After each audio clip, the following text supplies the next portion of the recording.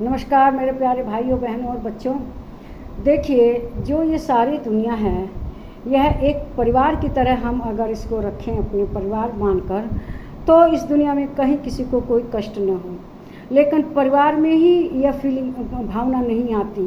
परिवार के सदस्यों में भी हम अपने स्वार्थ को सिद्ध करने के लिए दूसरे की जो आवश्यकता है उनकी अवहेलना कर देते हैं।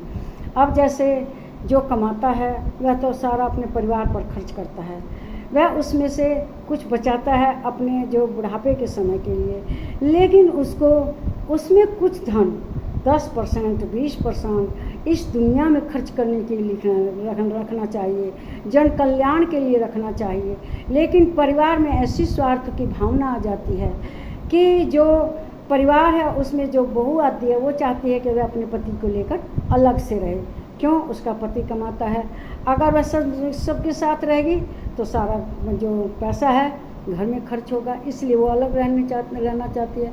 बुढ़ापे में भी जो वृद्ध माता पिता हैं उनकी कोई सेवा नहीं करना चाहता, उनसे अलग हो जाते हैं, किनारा काट लेते हैं और वृद्धावस्था में मनुष्य को तरह तरह के कष्ट भोगने पड़ते हैं। तो ऐसा नहीं करना चाहिए। मनुष्य को अपने सब परिवार को मिलकर साथ रहना चाहिए, साथ ही सब उपभोग करें जो घर में सुख सुविधाएं हैं उसका। फिर हम दिन रात सोचते हैं कि हम भगवान को पा लेंगे, दिन रात पूजा पाठ करते हैं, दिन रात भगवान को तो भगवान के पास इतनी बड़ी दुनिया का संचालन करना है, वे सारा समय हमें ही कैसे दे सकते हैं? इतनी सारी दुनिया का भरण पोषण करना है तो वे कैसे सारी सुख सुविधाएं हमें दे देंगे? इन्हें तो सारी पृथ्वी समान लगती है। तो इसीलिए मनुष्य को भी सारी पृथ्वी को कुटुंब की तरह मानना चाहिए। हमारा यह सिद्धांत होना चाहिए वसुधैव कुटुंबकम। देखिए, चाणक्य ने भी कहा है कि अयम निजय परो वेति इति गणना लघु चेतसाम उदार चरित्र नाम तो वसुधैव कुटुंबकम। ये मेरा है, ये दूसरे का है, ऐसी गणना ऐसी सोच छोटे हृदय वालों के लिए होती है। जो विशाल हृदय के लोग हैं उन लोगों के लिए तो पूरी दुनिया परिवार है।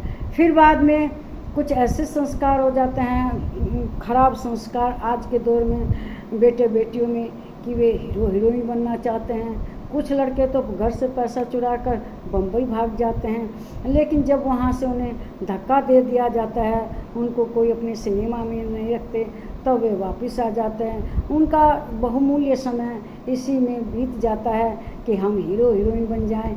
उन्हें चाहिए कि अपने पढ़ाई लिखाई में ध्यान दें और अपना भविष्य बनाएं, अपने भविष्य में ध्यान लगाना चाहिए, न कि ये हीरो हीरोइन के चक्कर में पड़ना चाहिए। फिर उसमें से कुछ लोग हैं वे कहते हैं हम तीर्थ करेंगे, तो तीर्थ करने क्रम में दुनिया भर का पैसा लेकर घर से निकलते हैं। और आप तो जानते हैं कितनी बड़ी बड़ी घटनाएं घट जाती हैं।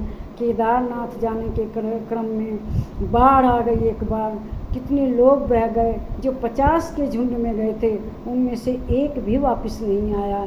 फिर अभी हाल ही में एक हेलीकॉप्टर क्रैश हो गया, उसमें ऐसी आग लगी कि कोई किसी को पहचान भी नहीं कर सका।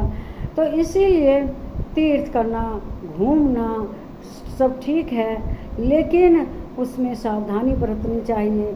बड़ी बड़ी जगह केदारनाथ में जाते हुए लैंडिंग हो जाती, बहुत सारे पहाड़ टूट टूट के नीचे गिर जाते हैं, उसमें गाड़ियां दब जाती हैं, बड़ी बड़ी घटनाएं घट जाती हैं। तो इन सब से भी सावधान रहना चाहिए। अभी अमरनाथ की गुफा में बाबा बर्फानी के दर्शन के लिए लोग जा रहे हैं, उन्हीं में एक स्त्री की मृत्यु हो गई, तो उसे अपना स्वास्थ्य पर ध्यान देना चाहिए था। वहाँ के वो स्वस्थ लोगों को ही जाएं। तो तीर्थ करना कोई गलत बात नहीं है। जो आप तीर्थों में खर्च करते हैं, इधर उधर खर्च करते हैं, वह गरीबों की कन्याओं के विवाह कराने में खर्च करना चाहिए। और तो जो गरीब बच्चे हैं उनकी पढ़ाई के लिए पैसा दान देना चाहिए, पैसा देना चाहिए, फीस भर देनी चाहिए। इससे उन लोगों का जीवन बन जाएगा और हम भी कुछ करने के समर्थ होंगे। तो इसीलिए मनुष्य को हमेशा ध्यान रखना चाहिए कि हम तीर्थ करें, लेकिन संभल कर। बहुत घटनाएं हो रही हैं आजकल, बड़ी बड़ी घटनाएं घट जा रही हैं जिसमें जान माल का बहुत नुकसान हो रहा है। तो मनुष्य को इसको हमेशा याद रखना चाहिए। नमस्कार मेरे प्यारे भाइयों बहनों बच्चों।